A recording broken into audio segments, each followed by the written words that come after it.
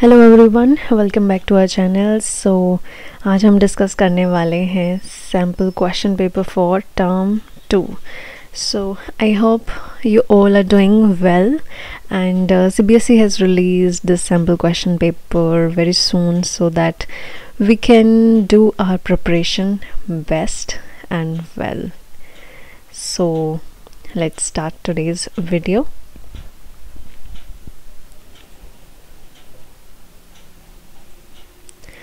So yes guys, this is your sample question paper, subject fine arts, painting, code है 049 यानी कि 49, 12th class के लिए session 2022 term 2, जो कि है मैक्सिमम मार्क्स 15, जो कि आपको पहले से पता है, एंड मैक्सिमम टाइम जो आपको दिया गया है 60 मिनट्स यानी कि 1 आवर।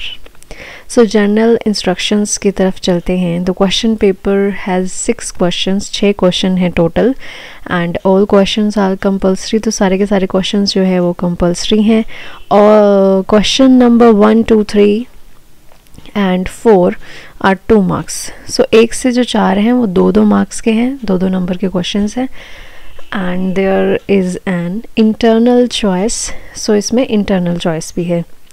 तो इंटरनल चॉइस आपकी कहाँ है? क्वेश्चन नंबर 4 में है, जहाँ ये और लिखा हुआ है, या तो ये करना है या फिर ये करना है। और कहाँ है?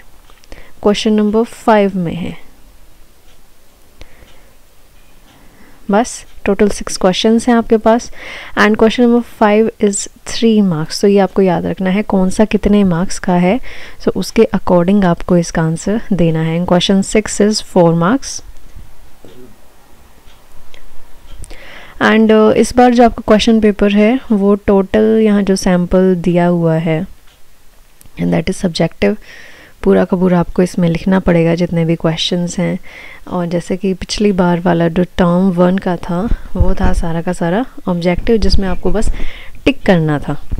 सो इसमें आपको थोड़ी लिखने की मेहनत जो है वो ज़्यादा करनी पड़ेगी। ओके, सो क्वेश्चन नंबर 1 देख लेते हैं क्या है। Name 2 famous sculptors. स्कल्प्टर क्या होता है? जो कि मूर्तिकार, ठीक है, मूर्ति की रचना करने वाला मूर्तिकार, जैसे कि पेंटिंग को बनाने वाला पेंटर या आर्टिस्ट कह देते हैं। सो जो आर्टिस्ट होता है जो स्कल्पचर बनाता है उसे कहते हैं स्कल्प्टर, मूर्तिकार, एंड देयर वर्क। सो 2 यहाँ आपको फेमस स्कल्प्टर का नाम बताना है, एंड देयर उनके आर्ट वर्क बताने हैं। दैट रिफ्लेक्ट्स, जो रिफ्लेक्ट करते हैं क्या? The condition of poor people in India at that time, जो आपके सिलेबस में है, और ऐसी कंडीशन दिखाते हैं इंडिया के पुअर पीपल को सब्जेक्ट लेके जो बनाए गए हैं। सो ये है आपका 2 मार्क्स का।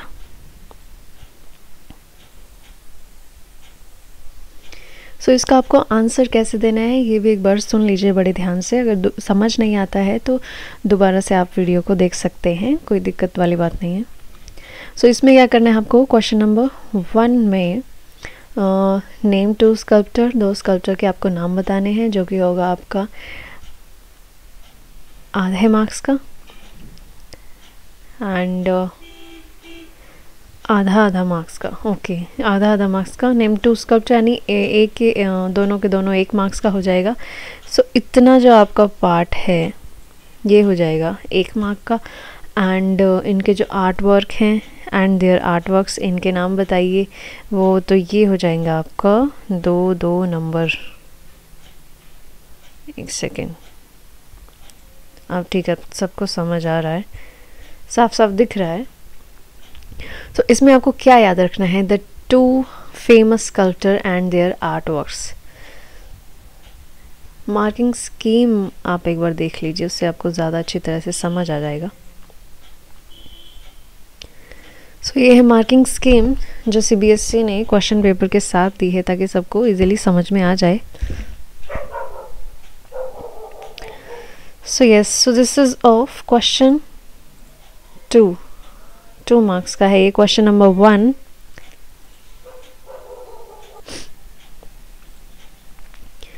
दोनों स्कल्प्टर के नाम है, 1 नंबर का हो जाएगा, और उनके आर्ट वर्क है वो भी 1 नंबर का हो जाएगा। तो हो गया टोटल 2 मार्क्स का। इसके बाद की पॉइंट्स आपको क्या याद रखने हैं, दो जो आप आंसर में यूज़ करेंगे। The 2 famous sculptor and their art works that reflect the condition of poor people in India. जैसे एग्जाम्पल दे रखा है कि ये आपके हो गए। आप ऐसे इस तरह से लिख सकते हैं कुछ भी जो आपके सिलेबस में दिया गया है, जैसे ट्रिम्प ऑफ लेबर, जो भी पुअर कंडीशन जो लेबर्स की स्थिति को ही दिखा रहा है, जो कि है डीपी राय चौधरी की। एंड संथाल फैमिली, जो कि है राम किंकर बैज। क्राइज अनहर्ड, ये हैं अमरनाथ सहगल की। सो ये जितना भी अभी तक सिलेबस हुआ है वो उसको बड़े ध्यान से आप लोग देख लीजिएगा वीडियो, और आगे आने वाले में हम पेंटिंग, स्कल्पचर एंड जो प्रिंट्स हैं वो लास्ट वाले रहते हैं, वो भी हम करा देंगे। So move on to question number 2। So question number 2 देख लीजिए क्या है। क्वेश्चन नंबर 2 है यहाँ पे नेम टू ग्राफिक प्रिंट्स। सो यहाँ पे आपको याद रखना है कि किस चीज़ की बात हो रही है, पेंटिंग्स की है, प्रिंट्स की है, या फिर स्कल्पचर्स की है। सो ये यहाँ पे प्रिंट्स के बारे में पूछा है। From your course of the study which shows composition based on human figure. So human figure से रिलेटेड जो ग्राफिक प्रिंट्स हैं वो आपको यहाँ पे लिखने हैं। थोड़ा सा दिमाग लगाना पड़ेगा, डायरेक्ट नहीं पूछा कि उस आर्टिस्ट के आपको लिखने हैं या उस आर्टिस्ट के आपको लिखने हैं। ध्यान रखेंगे कौन सी जो क्रिएशन या आर्ट वर्क है किस में क्या दिखाया है, तो अच्छे से ध्यान आ जाएगा। Right about the name of the method, किस मेथड में वो बनाए गए हैं या फिर क्या मटेरियल साथ में यूज़ किया गया है प्रिंट्स के लिए। सो ये भी है 2 नंबर का। और इसको कैसे लिखेंगे, इसकी मार्किंग स्कीम देख लेते हैं। सो ये क्वेश्चन नंबर 2 मार्किंग स्कीम है। सो 1 मार्क में आ जाएगा आपका ग्राफिक प्रिंट्स का नाम कि क्या है वो, एंड सेकंड में दूसरा जो एक और जो नंबर है उसमें आएगा मेथड और मटेरियल क्या यूज़ किया है। जैसे एग्जांपल ये देख लीजिए, चिल्ड्रन, ऊपर लिख दीजिए the graphic prints can be, जो भी आपकी डेफिनेशन या ऊपर हेडिंग होगी, उसके बाद चिल्ड्रन है, ये आपका हो गया प्रिंट, और ये हो गया इसका आर्टिस्ट सोमनाथ हो रहे आर्टिस्ट है यहाँ पे। इज एन एचिंग, सो इसको बनाया गया है एचिंग में, एंड एक्वाटेंट, ठीक है। सो ऐसे ही ऑफ वॉल्स के आर्टिस्ट हैं अनुपम सूद, एंड ये भी एक एचिंग है and made from zinc plate. So ये जिंक पैलेट पे बनाया है and printed on paper. So इस तरह से आपको एक एक आर्ट वर्क लिखिए, प्रिंट, ग्राफिक प्रिंट लिखिए, उसका आर्टिस्ट लिखिए, उसका मेथड लिखिए और उसका मटेरियल लिखिए, ठीक है। Question number 3, Who was the father of the folk renaissance in India? Who traveled to the countryside of Bengal? अब याद रखिए बंगाल से रिलेटेड बात कर रहा है। To learn the folk artisans, the expressive power of their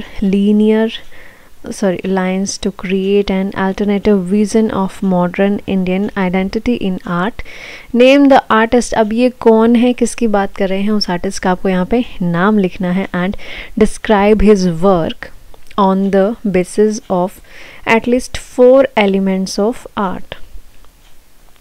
art के जो एलिमेंट्स हैं, बेसिक्स जो एलिमेंट्स हैं, अगर आपको नहीं पता है तो वीडियो आपको डिस्क्रिप्शन में मिल जाएगा, वीडियो पे जाके देख लीजिए कि कौन कौन से एलिमेंट्स होते हैं आर्ट के। उनके बेस पे ये जो आर्टिस्ट हैं इनका काम को आपको डिस्क्राइब करना है 2 नंबर में। सो इसको हम कैसे करेंगे, अगर इस टाइप का आपका क्वेश्चन आ जाता है। क्वेश्चन नंबर 3 की जो मार्किंग स्कीम है वो देख लेते हैं। So this is of 2 marks, and name the artist, name the artwork and description of the artwork. So यहाँ पे है हमारे जैमिनी रॉय, बंगाल स्कूल से रिलेट करते हैं, यहाँ पे बंगाल का जिक्र है, एंड फोक आर्टिशियन है, फोक में काम किया है इन्होंने, यानी लोक कला से रिलेटेड इनका काम है। And name of the artwork जो हमारे सिलेबस में है mother and child, and description में हम उसका क्या देंगे, पेंटिंग के बारे में, टेम्परा ऑन पेपर है, क्या उसकी टेक्निक है, फोक आर्ट है, बंगाल स्कूल से रिलेट करता है, और एलिमेंट्स हम क्या बताएंगे उसके।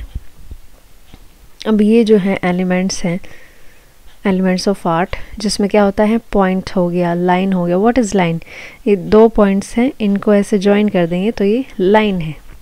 अब उस पेंटिंग में किस तरह की लाइंस यूज़ की गई हैं, क्या शेप यूज़ की गई है। अब मदर एंड चाइल्ड की फिगर है जो वो कैसे बनाई गई है, वो उसमें कलर्स कैसे यूज़ किए गए हैं, कैसी टोन्स है, डार्क हैं, लाइट हैं, टेक्सचर कैसा है, सॉफ्ट है या कुछ खुरदरा है या कैसा है, जो भी उसमें डिस्क्रिप्शन से रिलेटेड आपको ये पॉइंट्स लिखने हैं। हेडिंग लिख दीजिए एलिमेंट्स ऑफ आर्ट। हो गया। नेक्स्ट क्वेश्चन, सो क्वेश्चन नंबर 4, क्वेश्चन नंबर 4 पे चलते हैं। ये है हमारे राजा रवि वर्मा के regarding. So Raja Ravi Varma mastered the style of academic realism and used it to depict scenes from the popular epics like Ramayana and Mahabharata से रिलेटेड जो उन्होंने बनाए थे। The paintings on epics become so popular that many of them were copied as oleographs। ठीक है, ताकि ओलियोग्राफ्स जो उनके प्रिंट्स निकले थे उसमें वो फिर हर घर में पहुँचे थे। And were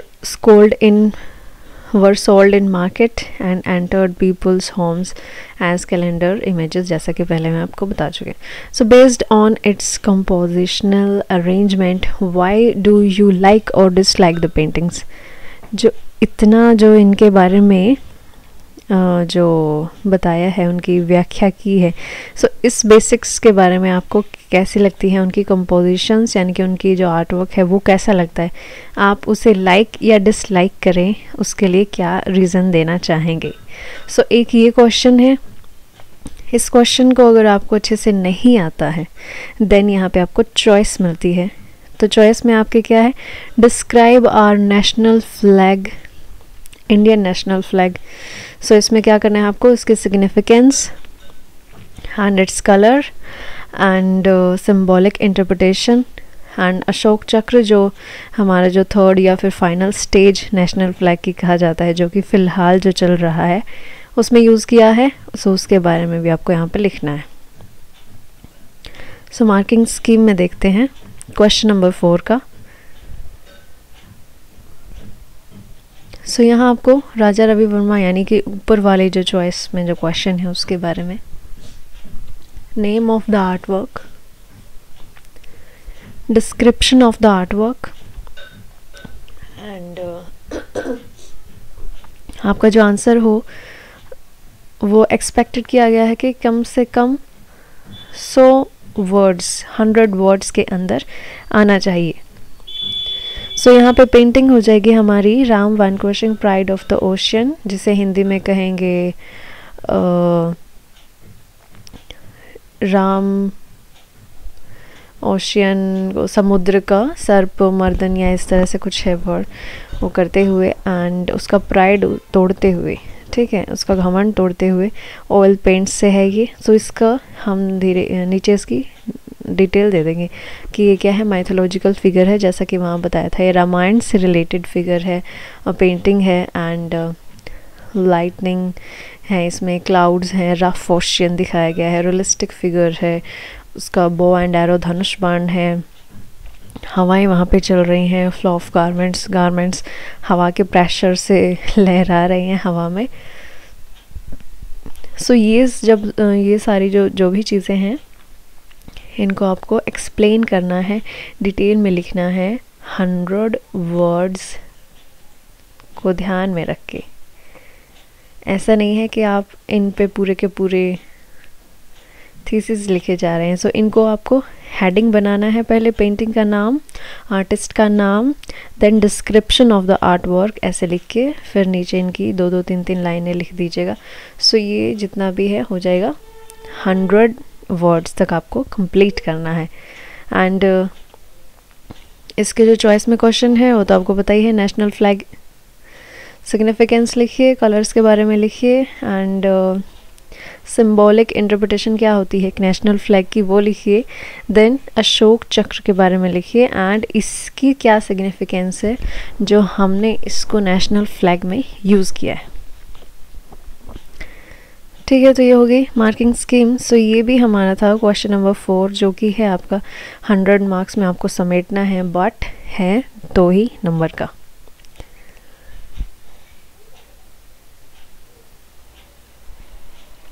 so significance of colours used in our flag and proportion. So ये जो कीवर्ड्स हैं इनको ध्यान रखिएगा कि इनसे रिलेटेड या इनकी हेडिंग बना के आपको देना है। सो ये भी 100 वर्ड्स का ही होना चाहिए। Next question number 5। सो क्वेश्चन नंबर 5 जो है वो है केस बेस्ड। इसमें भी आपको अटेम्प्ट ओनली 1, सिर्फ एक ही अटेम्प्ट करना है। सो फर्स्ट पढ़ लेते हैं क्या है। ए जो है in this painting 3 womens are portrayed. अब जैसे कि ये पेंटिंग की डिस्क्रिप्शन बता रहा है, पहले ही लाइन से हमें समझ आ जाना चाहिए। In the centre of the picture with plane with yellow white and red saris. So ये यहाँ पे बात कर रहा है हल्दी ग्राइंडर्स जो अमृता शेरगिल की आपके सिलेबस में एक पेंटिंग है उसके बारे में।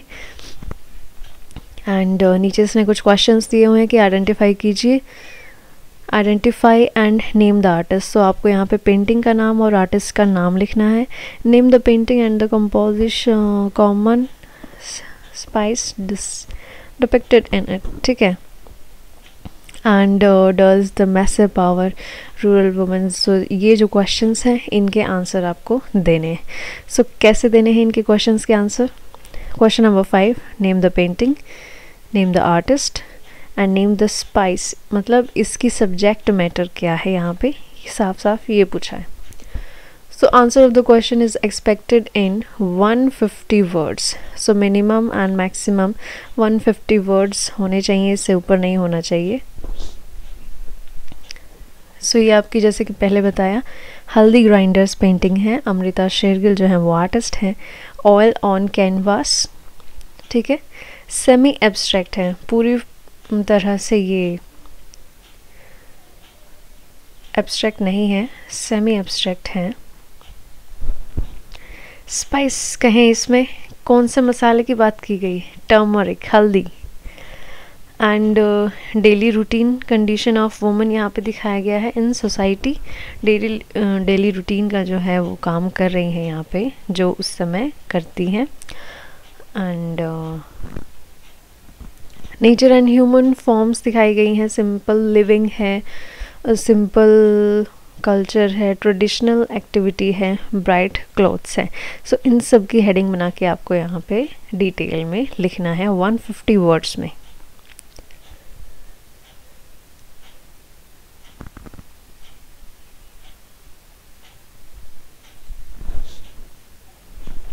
नेक्स्ट है the painting shows a faceless figure.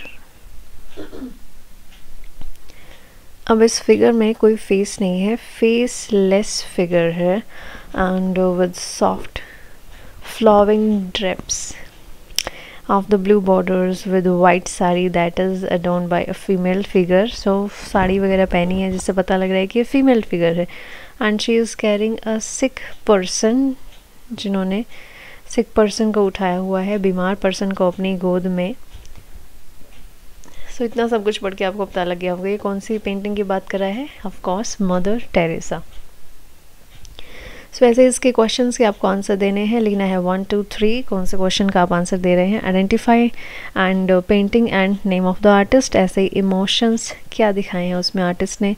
And according to you understanding who can be the central female figure in this painting, वो कौन है, उस पर आपको एक शॉर्ट अप्रिसिएशन या एस्थेटिक क्वालिटीज़, उसकी क्या क्वालिटीज़ आर्टिस्ट ने बताई गई हैं, आर्टिस्ट की नज़रों से आपको लिखना है। सो इसमें क्या है, मदर टेरेसा है, ऑफ कोर्स ये आपको हेडिंग्स बनानी है इसमें। एंड एम एफ हुसैन की है ऑल ऑन कैनवास, कंपैशन है, इसमें एम्पैथी है, सिंपैथी है, केयर दिखाई गई है, इक्वालिटी है, करेज है मदर टेरेसा की, एंड पावरफुल स्ट्रोक्स हैं। लाइंस का बहुत ही बोल्ड लाइंस यूज़ की गई हैं। हॉलो फेसेस हैं, फेसेस दिखाए नहीं गए हैं, विदाउट फेसेस हैं।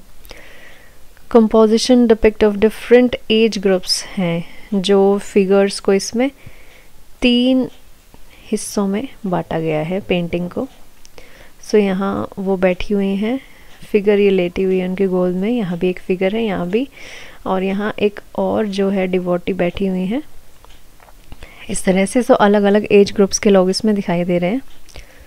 एंड सिंबॉलिक इंटरप्रिटेशन है, सोसाइटी को कैसे रहना चाहिए एक दूसरे की एम्पैथी के साथ, है ना, करेज के साथ, इक्वालिटी के साथ। सो वो सब यहाँ पे आप एक्सप्लेन करना है, जो कि है 150 वर्ड्स के अंदर। So move on to our last question. So ये है राइट एंड ऐसे, यहाँ आपको एक ऐसे लिखना पड़ेगा ऑन बंगाल स्कूल। ठीक है, तो इसमें क्या क्या लिखना है, ओरिजिन एंड डेवलपमेंट उसका, एस्थेटिक फीचर्स क्या थे उसमें, उसके बाद है the use of Indian themes, Indian themes को उसमें कैसे यूज़ किया गया और किस तरह से प्रमोट किया गया दोबारा से उसको ज़िंदा रखने के लिए। एंड आपका फेवरेट जो है वो आर्टिस्ट यहाँ पे कौन है, एंड उसके वर्क के बारे में कुछ डिस्क्रिप्शन देना है। सो ये है आपका 4 नंबर का। सो क्वेश्चन 5 था हमारा 3 नंबर का, और ये है 4 नंबर का क्वेश्चन नंबर 6। सो क्वेश्चन नंबर 6 में origin and development, artistic features, use of Indian themes and your favorite artist. So ये इसकी मार्किंग स्कीम हो जाएगी यहाँ पे, origin and development of 1 mark. So ये बात ध्यान रखिए कि ये आपको कंप्लीट करना है 200 वर्ड्स में। अब ये नहीं है कि ओरिजिन एंड डेवलपमेंट 1 नंबर का यहाँ पे है तो आप उसमें 1 लाइन या 2 लाइन लिख देंगे। ये भी देखिए कि आपको क्वेश्चन कंप्लीट कितने वर्ड्स में करना है। ठीक है। Artistic figure 1 mark, the use of Indian themes, तो ये भी है 1 और ये भी है 1। सो जितने भी पॉइंट्स हैं 4 पॉइंट्स को 4 मार्क्स में ही डिवाइड किया गया है। सो इसमें आपको लिखना क्या है, Bengal school, revival of Indian art, role of E.B. हेवल,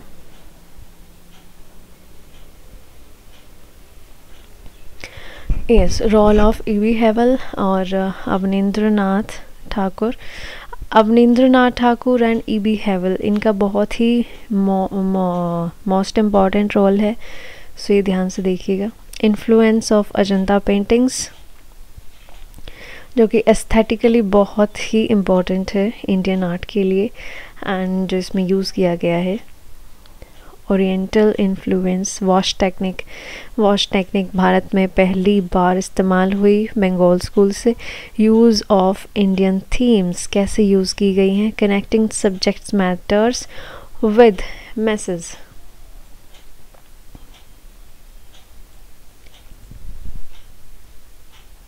favourite artist आपके कौन है। सो यहाँ पे ये थोड़ा सा साथ साथ में कॉमास लगा के दे दिया है, बट अलग अलग साफ सुथरी डेफिनेशंस के साथ उनके अलग अलग आपको ऐसे डिस्क्रिप्शंस देनी है। एंड जैसे यहाँ पे मान लीजिए आपने मान लिया है आपके जो फेवरेट आर्टिस्ट हैं, 2-3 यहाँ पे दे दिए। अवनींद्रनाथ के आप बारे में लिखेंगे तो जर्नीज़ एंड का आप डिस्क्रिप्शन कर सकते हैं। नंदलाल बोस के बारे में लिखेंगे तो शिव एंड सती भी कर सकते हैं, या फिर ये भी कर सकते हैं कि मेरे 2 आर्टिस्ट यहाँ पे फेवरेट हैं, जो भी आपको 2 अच्छे से आते हैं उन्हें थोड़ा थोड़ा करके डिस्क्राइब कर दीजिए। सो ये था आपका क्वेश्चन पेपर, तो क्वेश्चन सैम्पल पेपर और उसकी मार्किंग स्कीम जो कि दी गई है यहाँ CBSE की तरफ से। सो आपको मिल जाएगा। अगर आपको इसकी PDF चाहिए तो मेरे टेलीग्राम पेज पे आपको जल्दी ही प्रोवाइड कर दी जाएगी। एंड आराम से ध्यान से समझिए इसको, वीडियो को बार बार देखिए। और मार्क्स का मार्क्स का ध्यान रखना है कि कितने मार्क्स का ये नंबर है और कितने वर्ड्स में आपको लिखना है, ये भी ध्यान रखना है। सो आई होप मेरी वीडियो आपको हेल्पफुल लगी हो। अगर हेल्पफुल लगी हो तो प्लीज़ शेयर कीजिए अपने फ्रेंड्स के साथ, सब्सक्राइब कीजिए and do hit the like button. Okay, thank you so much guys.